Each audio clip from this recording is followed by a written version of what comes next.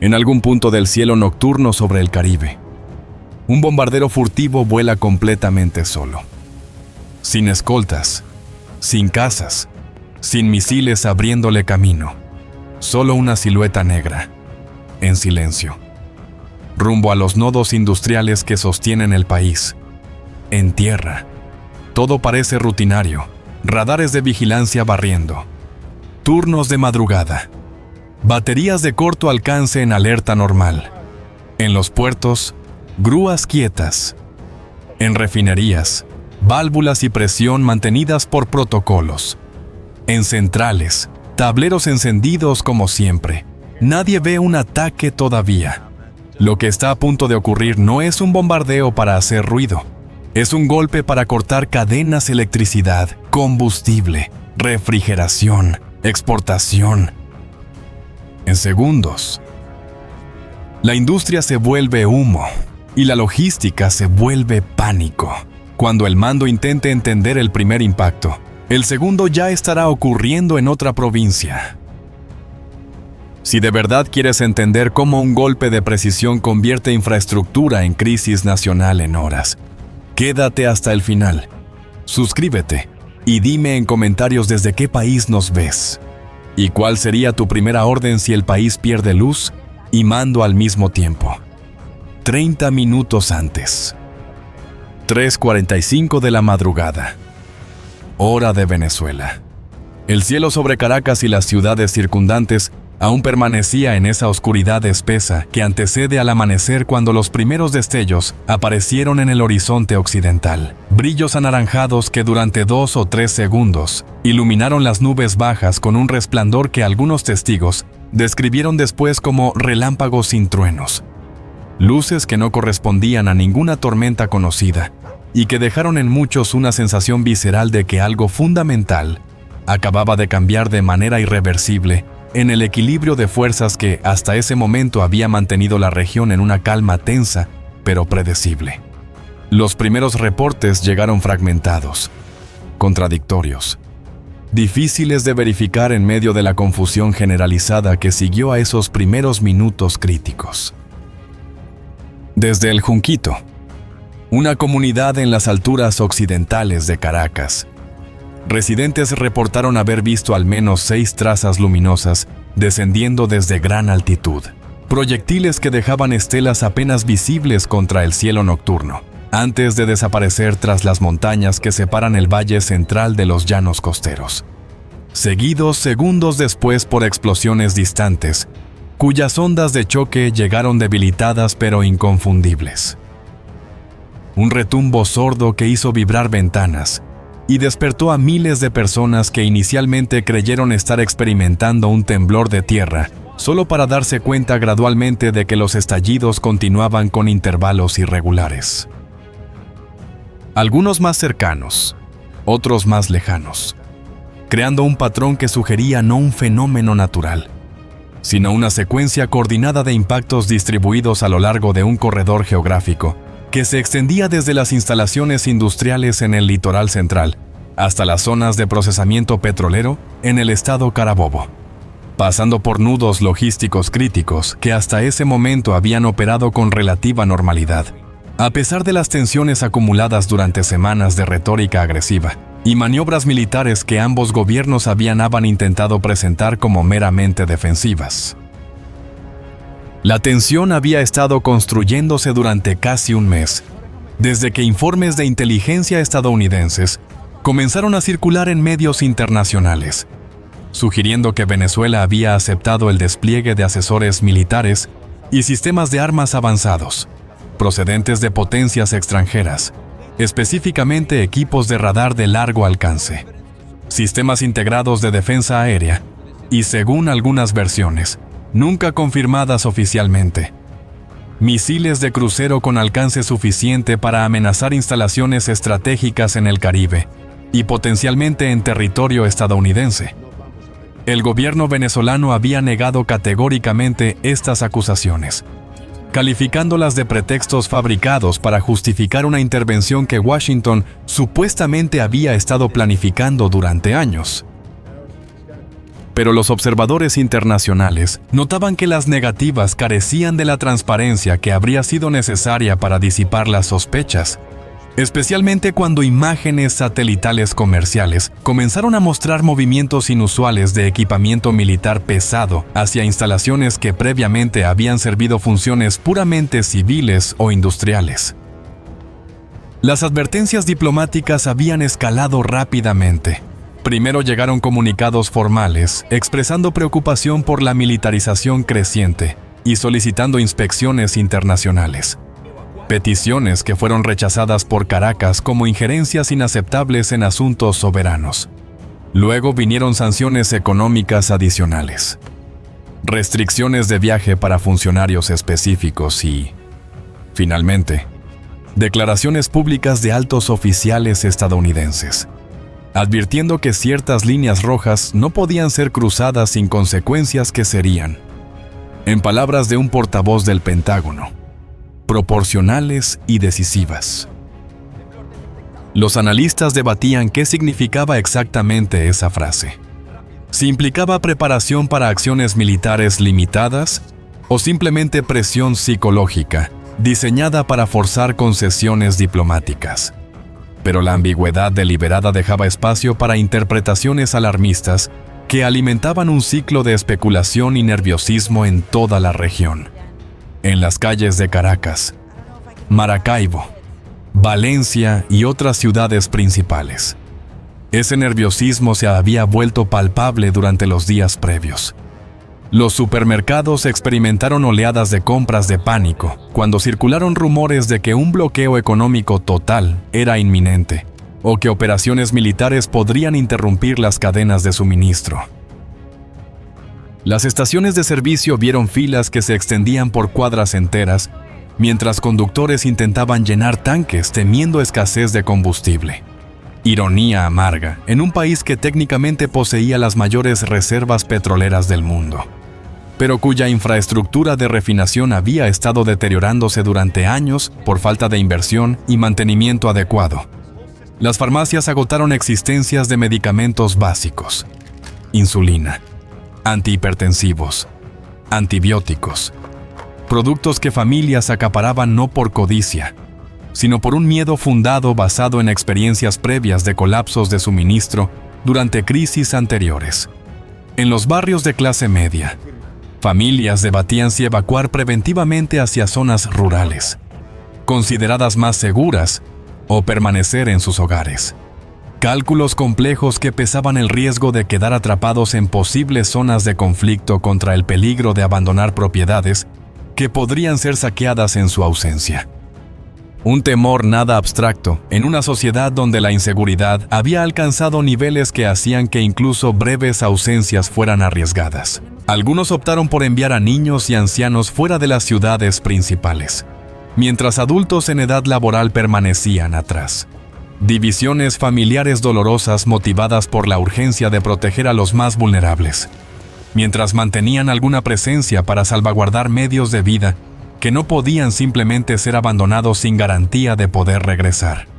Los hospitales y centros de salud habían recibido instrucciones confusas de autoridades gubernamentales para prepararse para escenarios de emergencia masiva, sin especificar exactamente qué tipo de emergencias anticipar.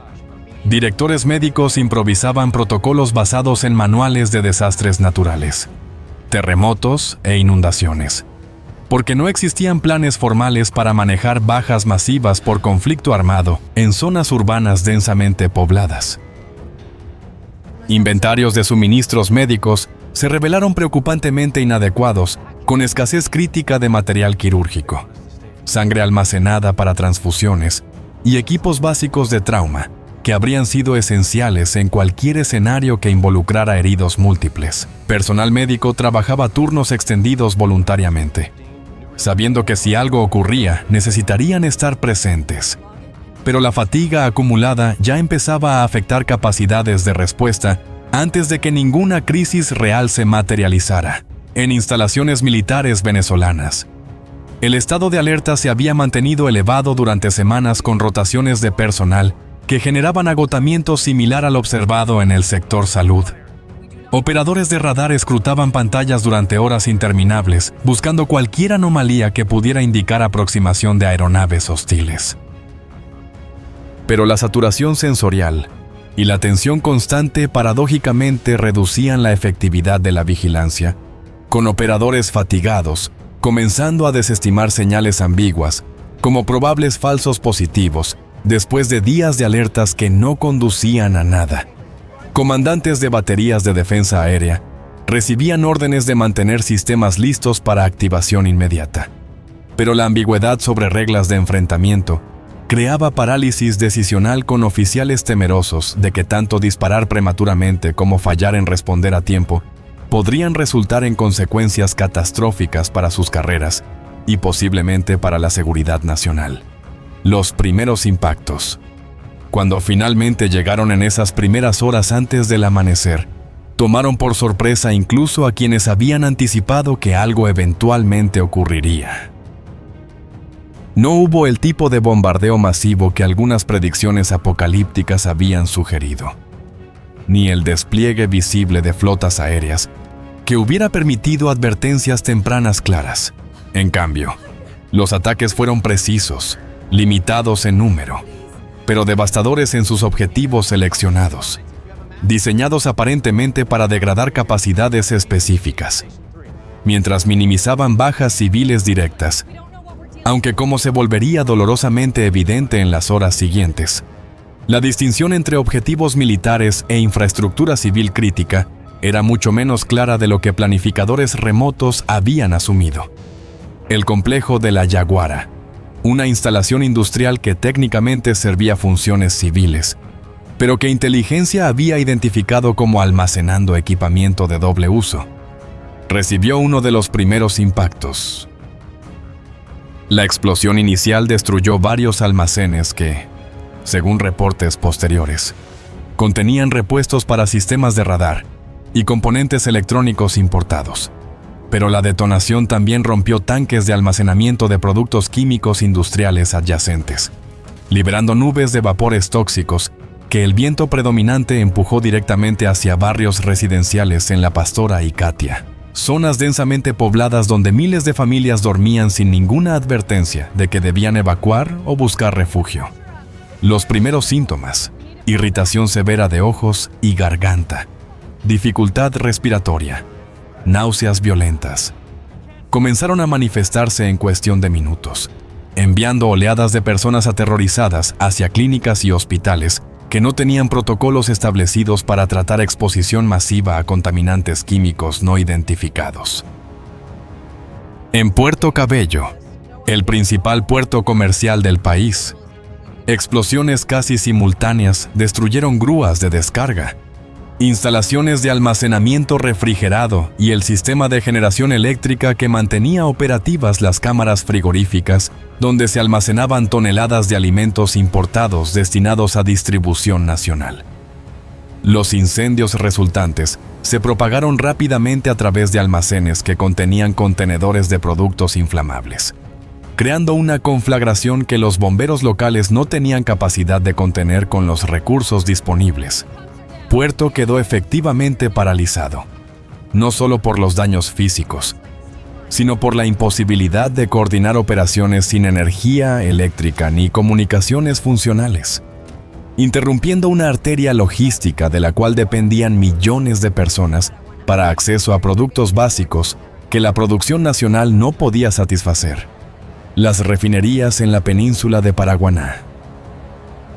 Objetivo obvio, dada su importancia estratégica, experimentaron impactos que inicialmente parecieron limitados, pero que desencadenaron cascadas de fallos secundarios que los ingenieros describirían después como escenarios de pesadilla. Sistemas de seguridad diseñados para apagar operaciones automáticamente ante cualquier anomalía funcionaron como pretendían, cerrando válvulas y cortando flujos, pero la interrupción súbita de procesos que normalmente requerían horas de procedimientos controlados de apagado creó presiones y temperaturas anormales en tuberías y tanques que no estaban diseñados para manejar cambios tan abruptos. Explosiones secundarias comenzaron a ocurrir en intervalos impredecibles a medida que equipamiento sobrecalentado fallaba, liberando hidrocarburos que se incendiaban al contacto con superficies calientes o chispas eléctricas, generando columnas de humo negro que se elevaban kilómetros en la atmósfera y eran visibles desde cientos de kilómetros de distancia. Marcadores visuales de una catástrofe industrial, cuyas dimensiones completas solo se apreciarían días después cuando evaluaciones detalladas revelaran que meses o posiblemente años serían necesarios para restaurar capacidad operativa. En Maracaibo, la segunda ciudad más poblada del país, los impactos se concentraron en un nudo de distribución eléctrica que alimentaba gran parte del occidente venezolano. La destrucción de transformadores de alta tensión y subestaciones clave cortó energía a millones de personas simultáneamente, creando un apagón masivo en plena madrugada que dejó hospitales dependiendo de generadores de emergencia, que en muchos casos no habían sido mantenidos adecuadamente y fallaron en cuestión de horas. Sistemas de bombeo de agua dejaron de funcionar vaciando tanques elevados y dejando vecindarios enteros sin acceso a agua corriente, precisamente cuando más la necesitarían para combatir incendios que comenzaban a surgir en diferentes puntos de la ciudad. Algunos causados por cortocircuitos, cuando la energía se cortó abruptamente. Otros iniciados por saqueadores, aprovechando la oscuridad y la confusión generalizada. Los teléfonos celulares que bajo circunstancias normales habrían permitido que residentes compartieran información y coordinaran respuestas, se volvieron inútiles cuando las torres de transmisión perdieron energía y las baterías de respaldo se agotaron en cuestión de horas. La pérdida de comunicaciones creó islas de información con diferentes barrios, desarrollando narrativas completamente distintas sobre qué estaba ocurriendo, basándose en lo que podían ver directamente, o en rumores que circulaban persona a persona, magnificados y distorsionados en cada repetición. Algunos creían que era el inicio de una invasión terrestre masiva y comenzaron a bloquear calles con vehículos y escombros, creando obstáculos que interferirían más tarde con movimientos de ambulancias y vehículos de bomberos. Otros pensaban que las explosiones eran actos de sabotaje interno y comenzaron a sospechar de vecinos, desencadenando confrontaciones violentas basadas en paranoia, alimentada por la imposibilidad de verificar hechos básicos. Las autoridades gubernamentales, sorprendidas por la velocidad y precisión de los ataques, tardaron horas críticas en formular respuestas coherentes. Los primeros comunicados oficiales fueron vagos y contradictorios, reflejando la confusión interna sobre la magnitud de lo ocurrido y la mejor manera de enmarcar eventos que claramente representaban un fracaso masivo de las capacidades defensivas del país. Un portavoz militar afirmó inicialmente que todos los ataques habían sido repelidos exitosamente. Declaración que se volvió insostenible cuando imágenes de incendios masivos comenzaron a circular en redes sociales a pesar de los esfuerzos por restringir acceso a Internet. Otro funcionario sugirió que los daños eran resultado de accidentes industriales coincidentes, explicación que nadie con conocimiento directo de los eventos encontró remotamente creíble. El presidente venezolano apareció en televisión nacional casi 4 horas después de los primeros impactos, tiempo suficiente para que la narrativa ya estuviera fragmentándose en múltiples versiones incompatibles. Su mensaje intentó proyectar control y determinación, denunciando lo que llamó un acto de agresión cobarde por parte de fuerzas imperiales, prometiendo que Venezuela resistiría y que los responsables enfrentarían consecuencias severas. Pero la vaguedad sobre qué medidas concretas se tomarían y la ausencia de información específica sobre la extensión de los daños o planes de respuesta humanitaria dejaron a la población sintiéndose más abandonada que tranquilizada. No mencionó los incendios químicos en Caracas, los problemas en el puerto de Puerto Cabello o el apagón masivo en Maracaibo, que alimentaron sospechas de que el gobierno estaba ocultando la verdadera gravedad de la situación. En hospitales que aún tenían energía, el caos era absoluto. Salas de emergencia diseñadas para manejar quizás 20 o 30 pacientes simultáneamente se vieron inundadas con cientos de personas que llegaban con lesiones de todo tipo. Quemaduras químicas de los vapores industriales, heridas por escombros voladores, fracturas por caídas durante evacuaciones pánicas, crisis respiratorias agravadas por humo tóxico, ataques cardíacos provocados por estrés extremo en personas con condiciones preexistentes. El personal médico, ya exhausto por turnos extendidos durante días de preparación, trabajaba sin descanso, pero la disparidad entre necesidades y recursos disponibles era brutal. Decisiones de triaje que ningún médico quería enfrentar se volvieron inevitables, priorizando pacientes con mayores probabilidades de supervivencia, mientras otros con lesiones más graves eran movidos a áreas de espera donde probablemente morirían sin recibir atención adecuada, simplemente porque no había suficientes manos, suficiente equipamiento, suficientes suministros para salvar a todos. El doctor Carlos Méndez, director de emergencias del Hospital Universitario de Caracas, describiría después esas primeras horas como las más difíciles de su carrera de 23 años. Teníamos personas llegando con exposición química severa, y no sabíamos exactamente a qué habían sido expuestos, lo que significaba que estábamos adivinando tratamientos basándonos en síntomas generales, sin certeza de que estuviéramos haciendo lo correcto. Los suministros de antídotos y medicamentos específicos para intoxicación se agotaron en la primera hora. Comenzamos a usar protocolos diseñados para otros tipos de exposición simplemente porque no teníamos alternativas, sabiendo que probablemente no eran óptimos, pero esperando que algo de ayuda fuera mejor que nada. La morgue se llenó rápidamente y tuvimos que usar contenedores refrigerados improvisados para almacenar cuerpos, una situación que nunca imaginé enfrentar en un contexto urbano moderno. Los bomberos enfrentaban desafíos igualmente imposibles en Puerto Cabello. El incendio del puerto se había extendido a tal escala que los recursos locales eran completamente inadecuados. Llamadas de ayuda a brigadas de ciudades vecinas revelaron que muchas también estaban lidiando con sus propias emergencias.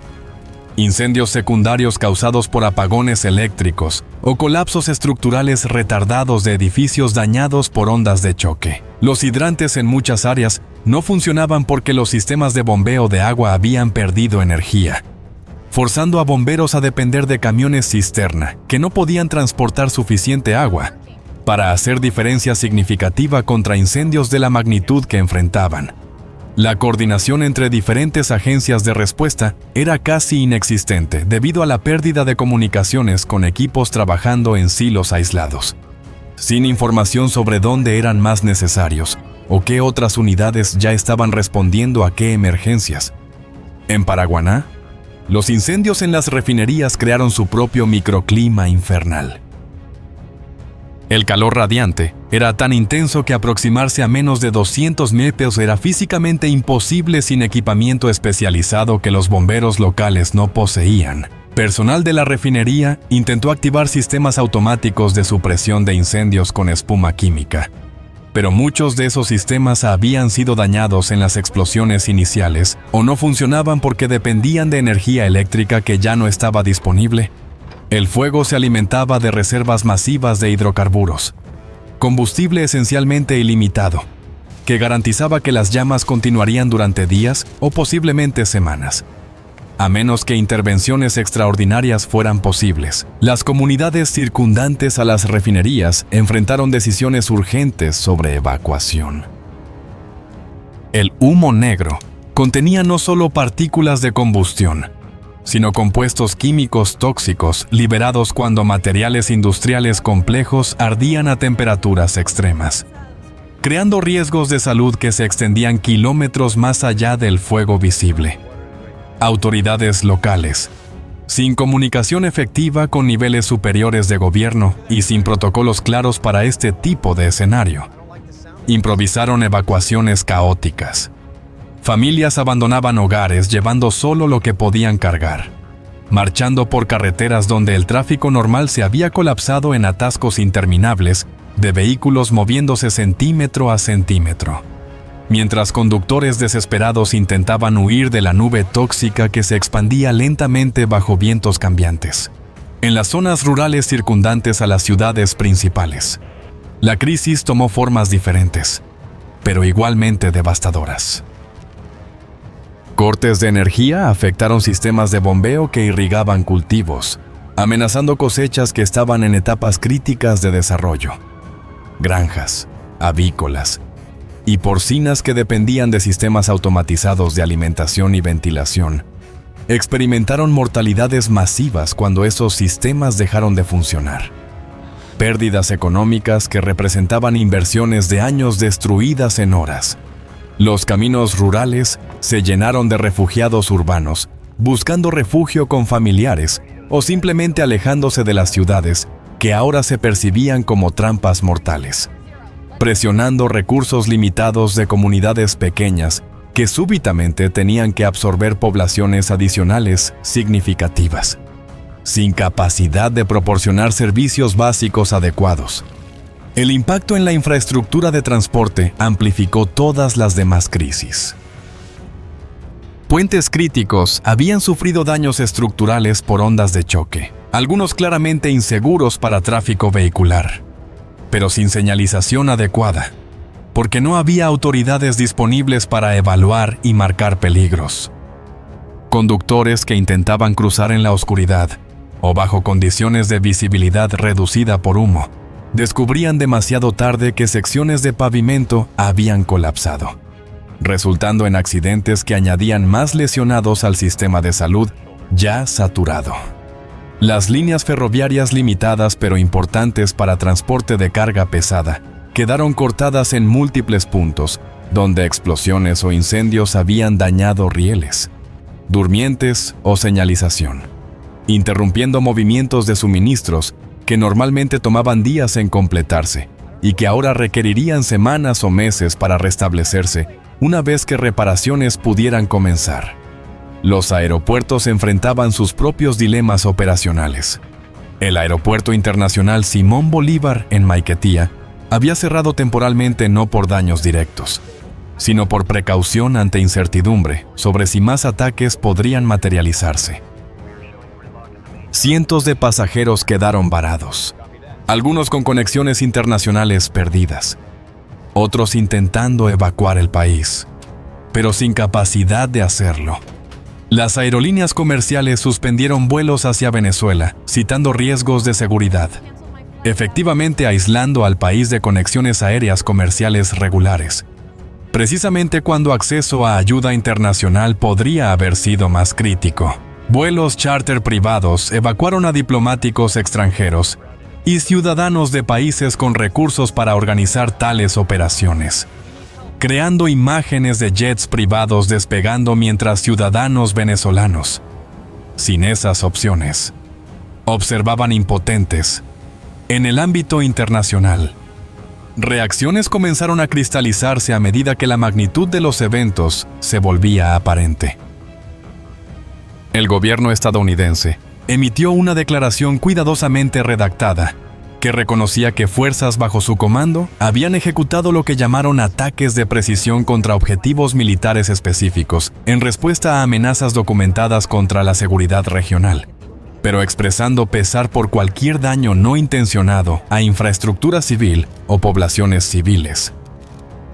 El lenguaje era deliberadamente ambiguo sobre responsabilidad legal, evitando admisiones que podrían ser usadas en futuros procedimientos legales internacionales, pero suficientemente directo para que no hubiera dudas sobre quién había ejecutado los ataques. Organizaciones internacionales de derechos humanos emitieron llamados urgentes para permitir acceso a observadores independientes que pudieran evaluar la extensión de daños civiles y verificar si los ataques habían cumplido con principios de derecho internacional humanitario que requieren distinción entre objetivos militares y civiles, proporcionalidad en el uso de fuerza y precauciones para minimizar daños colaterales. El gobierno venezolano inicialmente rechazó estas propuestas como injerencias en su soberanía, pero presión internacional creciente eventualmente forzaría algún nivel de acceso, aunque bajo condiciones tan restringidas que la utilidad de cualquier evaluación resultante sería cuestionable. Países vecinos observaban con alarma mezclada con cálculos estratégicos propios.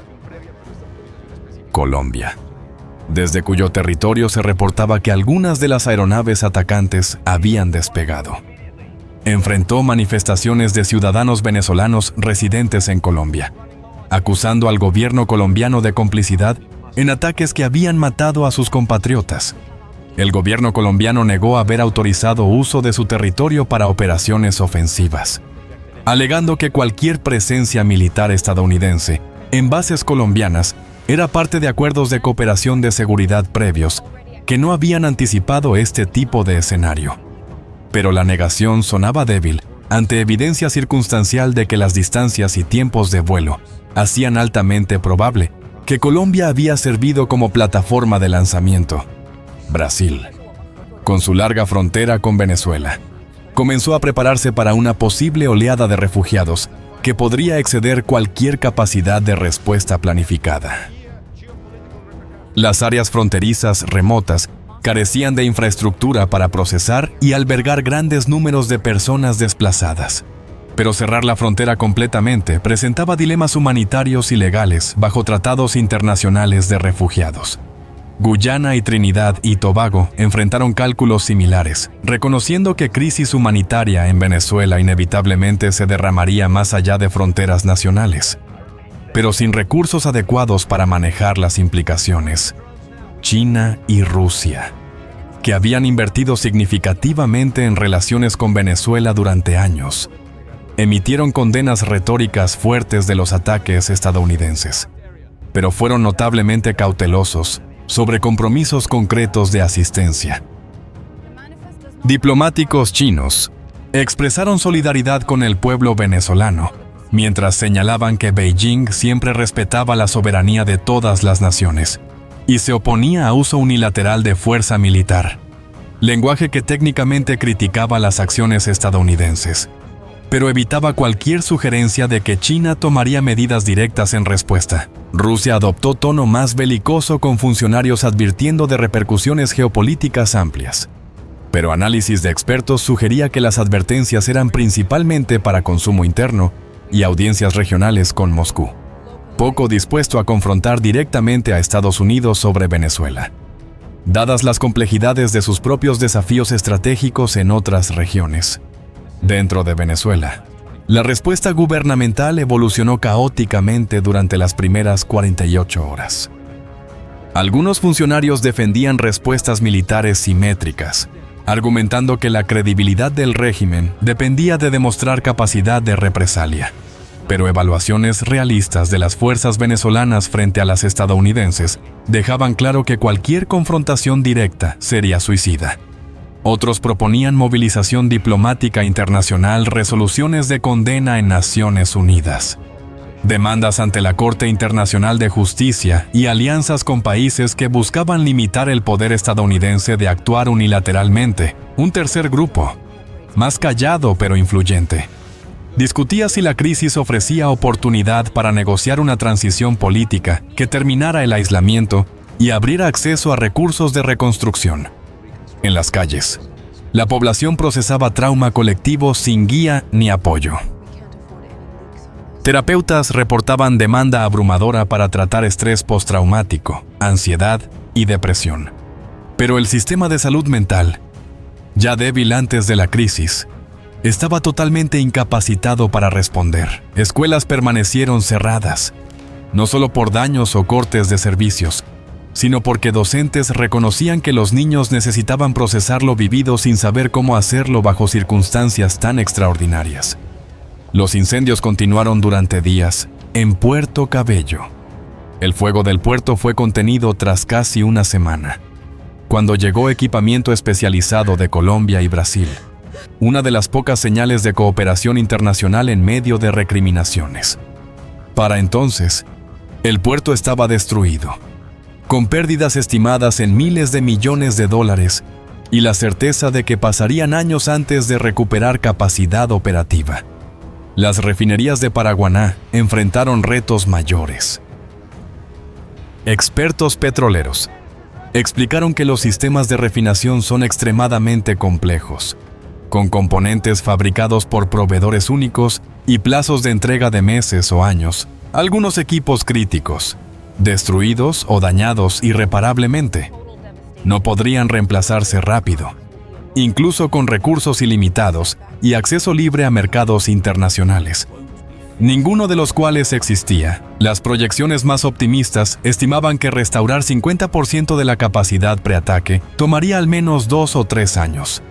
Con el país enfrentando déficits de combustible y necesidad de importar gasolina y diésel a precios que su economía apenas podría sostener. El impacto sobre el suministro de alimentos fue inmediato. La destrucción de instalaciones de refrigeración en Puerto Cabello causó pérdida de miles de toneladas de productos perecederos: carne, lácteos, frutas y vegetales que se descompusieron bajo el calor tropical. La interrupción del transporte impidió que los alimentos disponibles en otras regiones llegaran a los mercados. Los precios subieron drásticamente mientras comerciantes explotaban la escasez real o percibida, dejando básicos fuera del alcance de familias que ya sufrían inflación crónica. El gobierno intentó controles y racionamiento, pero sin capacidad administrativa para aplicarlos. Solo generó un mercado negro floreciente. Productos desaparecían de estantes oficiales para reaparecer a precios múltiples en ventas informales. Las filas para alimentos subsidiados se extendían por cuadras, con personas esperando horas bajo sol implacable, solo para descubrir que el suministro se agotaba antes de llegar al frente. Frustraciones que a veces terminaban en enfrentamientos entre consumidores desesperados o con trabajadores sin poder para resolver la escasez. El agua potable se volvió preocupación crítica en zonas donde sistemas de bombeo quedaron sin energía. Familias recurrían a fuentes no tratadas, ríos contaminados, pozos dudosos o lluvia recolectada, elevando riesgos de cólera, disentería y hepatitis A. Autoridades recomendaron hervir el agua, pero sin electricidad ni gas para cocinar. Incluso esta precaución básica era difícil de cumplir. La contaminación atmosférica de los incendios prolongados generó crisis respiratoria que se extendió más allá de las zonas adyacentes. Partículas finas y compuestos químicos transportados por el viento degradaron la calidad del aire en ciudades a cientos de kilómetros, agravando asma, bronquitis crónica y enfermedad pulmonar obstructiva. Hospitales reportaron aumentos de emergencias respiratorias, saturando servicios ya sobrecargados. Los grupos más vulnerables, niños, ancianos y personas con condiciones preexistentes, sufrieron de forma desproporcionada, con tasas de mortalidad que solo serían cuantificadas meses después mediante análisis epidemiológicos. Las escuelas que reabrieron enfrentaron aulas con estudiantes ausentes. Algunos habían evacuado a otras regiones o países. Otros habían perdido familiares o vidas. Todos estaban traumatizados por lo vivido. Maestros, sin formación en pedagogía de trauma, intentaban mantener cierta normalidad sabiendo que concentración y aprendizaje eran casi imposibles cuando los alumnos lidiaban con pérdidas, incertidumbre y miedo persistente a nuevos ataques. Las universidades, antes centros de debate político, se transformaron en focos de protestas. Unos denunciaban los ataques estadounidenses como imperialismo que exigía unidad nacional. Otros señalaban fracaso del gobierno en proteger a la población y provocar confrontación internacional. Las divisiones reflejaban fracturas más amplias en la sociedad venezolana, con familias y comunidades rotas sobre cómo interpretar los hechos y qué rumbo futuro ofrecía esperanza de estabilidad. El sector petrolero, columna vertebral de la economía, enfrentó crisis existencial, más allá de daños físicos en refinerías. La destrucción de infraestructura portuaria impidió exportar crudo disponible. Compañías extranjeras bajo acuerdos de producción compartida reevaluaron riesgos, algunas suspendieron operaciones por seguridad. Otras iniciaron procesos de salida para reducir pérdidas.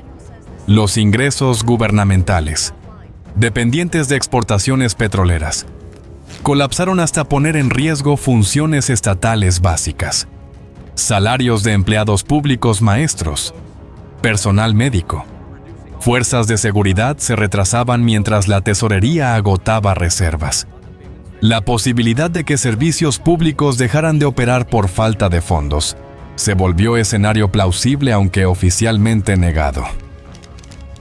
Las empresas privadas que sobrevivieron crisis anteriores enfrentaban ahora destrucción de capital, ruptura de cadenas de suministro, pérdida de crédito y fuga de talento. A medida que técnicos y profesionales aceleraban emigración, sectores enteros, manufactura dependiente de insumos importados, turismo que requería seguridad, servicios que precisaban comunicación estable, se contraían o cerraban, generando desempleo masivo que profundizaba la crisis social. En comunidades de bajos ingresos, la pérdida de trabajos formales e informales empujó a familias al límite de la pobreza absoluta.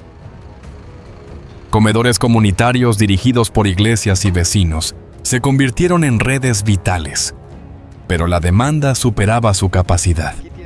Voluntarios trabajaban turnos extendidos preparando comidas básicas con ingredientes cada vez más escasos, racionando porciones para alimentar al mayor número posible, conscientes de que aún esos esfuerzos heroicos dejaban a muchos sin acceso a nutrición adecuada. La seguridad ciudadana se deterioró rápidamente. La desesperación económica, combinada con debilitamiento policial, creó un vacío de autoridad. Muchos agentes, con salarios impagos y condiciones peligrosas, abandonaron sus puestos.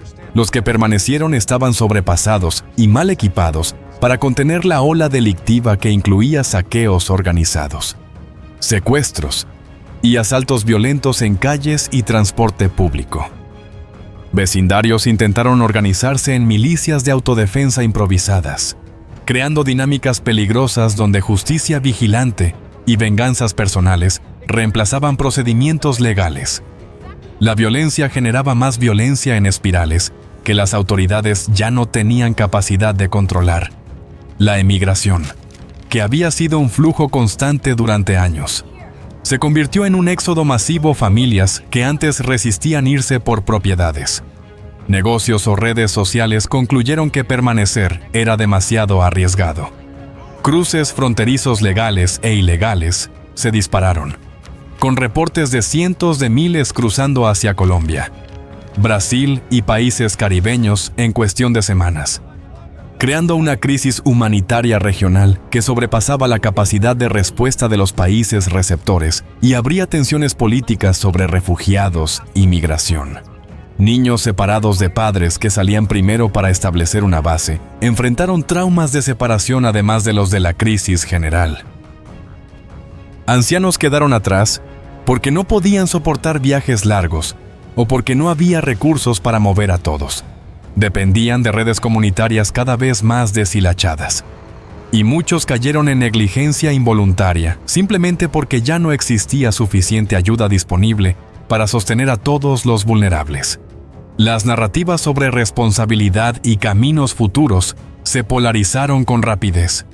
Medios gubernamentales presentaron los ataques como prueba de una conspiración externa permanente, llamando a unidad nacional contra enemigos imperialistas y prometiendo que la reconstrucción demostraría resiliencia del proyecto político vigente. Medios de oposición argumentaron que décadas de mala gobernanza habían creado vulnerabilidades explotables y que la crisis abría una oportunidad de reflexión nacional sobre cambios fundamentales en la administración del país. Fuera de Venezuela, narrativas internacionales se dividieron de forma similar siguiendo líneas ideológicas previsibles, con poco espacio para análisis matizado, que reconociera complejidades y responsabilidades compartidas. Los esfuerzos de reconstrucción comenzaron de manera fragmentaria y caótica. Organizaciones internacionales lograron acceso limitado para entregar suministros médicos de emergencia y alimentos, pero los volúmenes eran órdenes de magnitud menores que las necesidades reales. Restricciones políticas sobre qué organizaciones podían operar y bajo qué condiciones limitaron la efectividad de la respuesta. Gobiernos extranjeros capaces de aportar asistencia sustancial condicionaban ayuda a cambios políticos que Caracas rechazaba como chantaje. El estancamiento significaba que la población civil sufría, mientras cálculos geopolíticos bloqueaban una cooperación que, técnicamente, era factible. Meses después, cuando análisis forenses pudieron realizarse con más detalle, el costo humano completo empezó a emerger en datos desgarradores. Muertes directas en las explosiones, y sus consecuencias inmediatas sumaban cientos.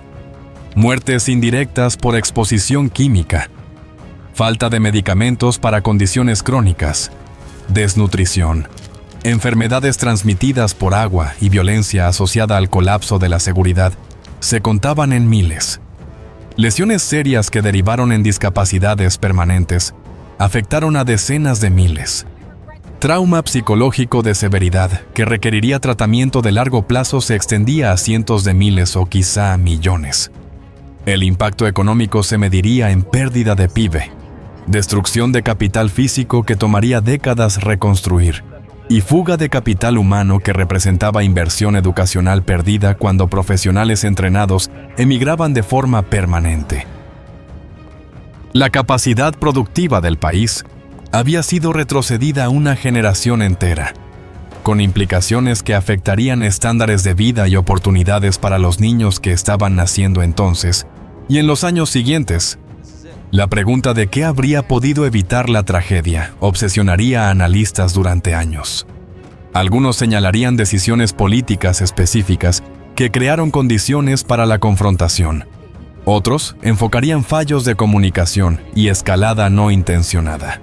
Unos más examinarían estructuras sistémicas que permitían que ciertos actores usaran fuerza militar con relativa impunidad, mientras otros carecían de recursos para defenderse.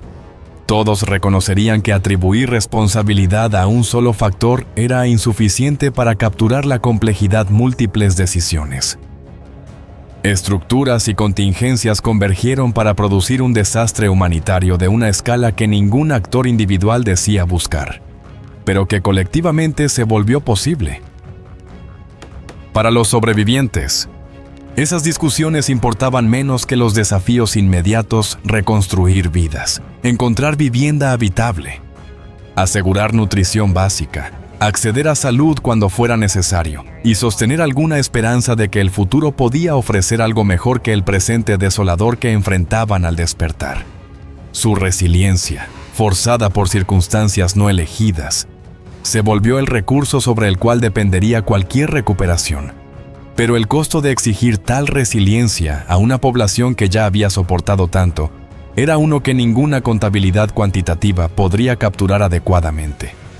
Si este análisis te ayudó a entender cómo un golpe de precisión antes del amanecer puede convertir una cadena industrial en una crisis nacional, en horas fuego químico, puertos paralizados, refinerías fuera de línea y ciudades enteras perdiendo luz y señal, suscríbete a Alerta Global y activa las notificaciones. Aquí no vendemos épica. Desarmamos mecanismos. Primer indicio: decisión bajo presión. Cascada de fallos y consecuencias sociales. Deja en los comentarios desde qué país nos ves y qué tema quieres para el próximo episodio. ¿Cómo se protege infraestructura crítica ante ataques de precisión? ¿Cómo se recupera una red eléctrica cuando falla por capas? ¿O qué contramedidas reales reducen la escalada cuando la información se corta y la calle entra en pánico? Es importante aclarar que este contenido presenta un escenario completamente ficticio y simulado, creado con fines educativos y analíticos a partir de capacidades documentadas públicamente y dinámicas estratégicas plausibles. Los elementos visuales y narrativos pueden incluir recursos generados por inteligencia artificial. Este análisis no describe hechos reales, ni representa posiciones oficiales de ningún país, gobierno o institución militar.